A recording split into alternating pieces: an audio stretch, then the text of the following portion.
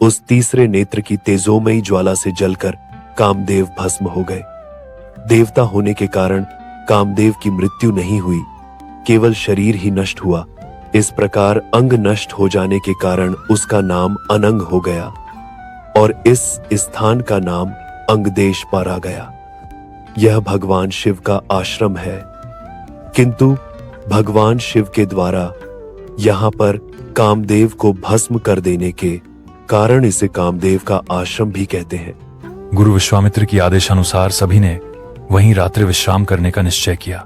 राम और लक्ष्मण दोनों भाइयों ने वन से कंद मूल फल लाकर मुनिवर को समर्पित किए और गुरु के साथ दोनों भाइयों ने प्रसाद ग्रहण किया। तत्पश्चात स्नान, संध्या, उपासना आदि से निवृत्त होकर राम और लक्ष्मण गुरु विश्वामित्र से अनेक प्रकार की कथाएं तथा धार्मिक प्रवचन सुनते रहे। अंत में गुरु की यथोचित सेवा करने के पश्चात आज्ञा पाकर वे परम पवित्र गायत्री मंत्र का जाप करते हुए तृणशय्याओं पर जा विश्राम करने लगे। प्रातःकाल स्नान, संध्या, उपासना आदि कार्यों से निवृत्त होकर राम और लक्ष्मण गुरु विश्वामित्र के साथ सरिता तट पर पहुंचे।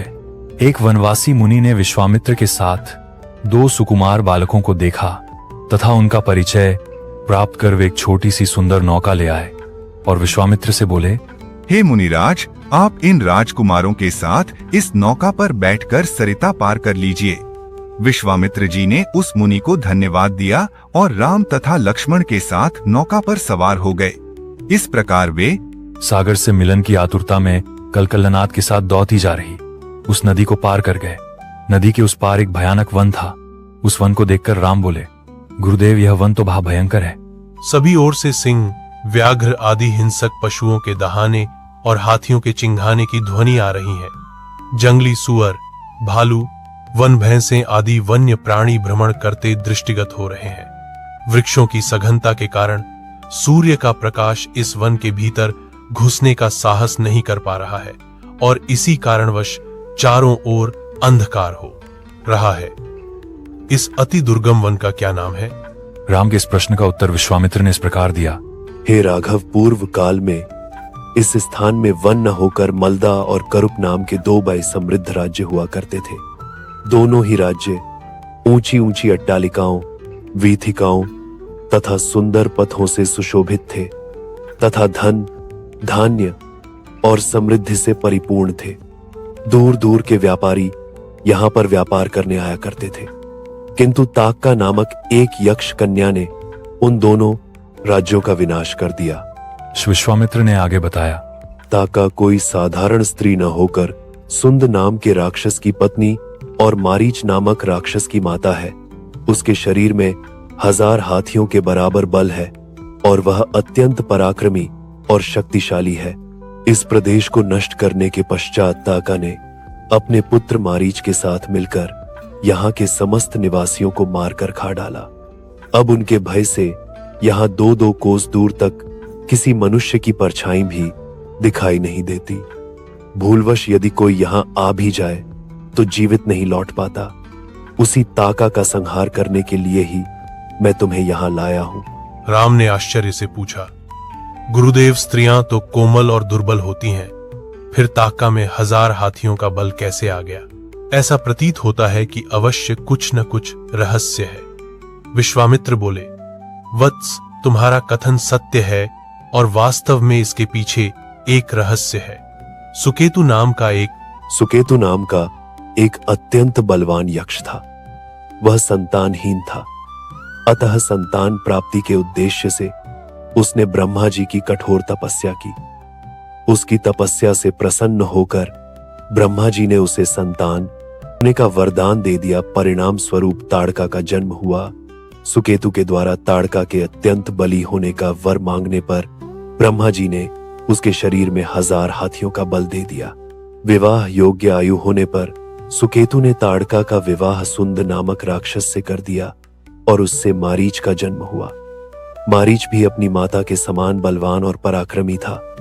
वह सुंद राक्षस का पुत्र होकर भी स्वयं राक्षस नहीं था, किंतु बाल्यकाल में वह बहुत उपद्रवी था। शिव मुनियों को अकारण कष्ट दिया करता था। उसके उपद्रवों से त्रस्त होकर एक दिन अगस्त्य मुनि ने उसे राक्षस हो जाने का शाप दे दिया।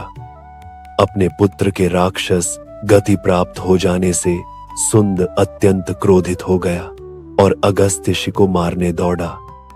इस पर अगस्त्य ने शाप देकर सुंद को तत्काल भस्म कर दिया। अपने पति की मृत्यु का बदला लेने के लिए ताड़का भी अगस्त्य पर झपटी। इस पर अगस्त्य ने शाप देकर ताड़का के सौंदर्य को नष्ट कर दिया और वह अत्यंत कुरूप हो गई। अपनी कुरूपता को देखकर और अपने पति की मृत्यु का बदला लेने के लिए ताड़का ने अगस्त्य मुनि के आश्रम को नष्ट करने का संकल्प किया है। अतः हे राम, मैं तुम्हें आज्ञा देता हूं कि तुम ताड़का का वध करो। तुम्हारे अतिरिक्त इसका वध कोई भी नहीं कर सकता। अपने मन से यह विचार निकाल दो कि यह स्त्री है और स्त्री का वध मैं कैसे करूं। स्त्री के रूप में यह एक घोर पाप है और पाप को नष्ट करने में कोई पाप नहीं होता। समस्त संशय को त्याग कर मेरी आज्ञा से तुम इस पापिनी का संहार कर दो। राम ने कहा, गुरुदेव, आपकी आज्ञा मुझे शिरोधार्य है। समस्त मानवों के कल्याण के लिए मैं अवश्य ही ताड़का का वध करूंगा। इतना कहकर राम ने अपने धनुष पर बाण रखकर उसकी प्रत्यंचा को कान तक खींचकर भयंकर टंकार किया। टंकार से उत्पन्न ध्वनि से समस्त वन प्रांत गुंजायमान हो उठा। वन्य प्राणी भयभीत होकर इधर उधर भागने लगे। इस प्रकार की अप्रत्याशित खलबली मची देखकर ताड़का क्रोध से भर उठी। धनुष ताने राम को देखते ही इस विचार से कि कोई अपरिचित कुमार उसके साम्राज्य पर आधिपत्य करना चाहता है, वह क्रोध से पागल हो गई। राम पर आक्रमण करने के लिए वह तीव्र गति से उन पर झपटी। ताड़का को अपनी ओर आते देखकर राम ने लक्ष्मण से कहा, हे सौमित्र, ताड़ के वृक्ष जैसी विशाल और विकराल मुख वाली इस राक्षसी का शरीर कितना कुरूप है। इसकी मुख मुद्रा देखकर ही प्रतीत होता है कि यह बड़ी हिंसक है और निरीह प्राणियों की हत्या करके उनका रक्तपान करने में इसे बहुत आनंद आता होगा। तुम एक तरफ सावधान होकर खड़े हो जाओ और देखो कि कैसे इसे मैं अभी यमलोक भेजता हूँ। विकराल देह धारिणी ताड़का अपने बड़े बड़े दांत चमकाती भुजाओं को फैलाए हुए द्रुतगामी बिजली की तरह राम और लक्ष्मण पर अत्यंत तीव्रता के साथ झपटी। राम इस भयंकर आक्रमण के लिए पहले से ही तत्पर थे। उन्होंने तीक्ष्ण बाण चलाकर उसके हृदय को छलनी कर दिया। उसके वक्षस्थल से गर्म गर्म रक्त की धारा प्रवाहित हो उठी। वह आक्रमण करने के लिए पुनः टूट पड़े। इससे पूर्व ही राम ने एक और बाण चला दिया जो सीधे उसके वक्ष में जाकर लगा। वह पीड़ा से चीखती हुई चक्कर खाकर भूमि पर गिर पड़ी और अगले ही क्षण उसके प्राण पखेरु उड़ गए। राम के इस रण कौशल और ताड़का की मृत्यु से विश्वामित्र अत्यंत प्रसन्न हुए।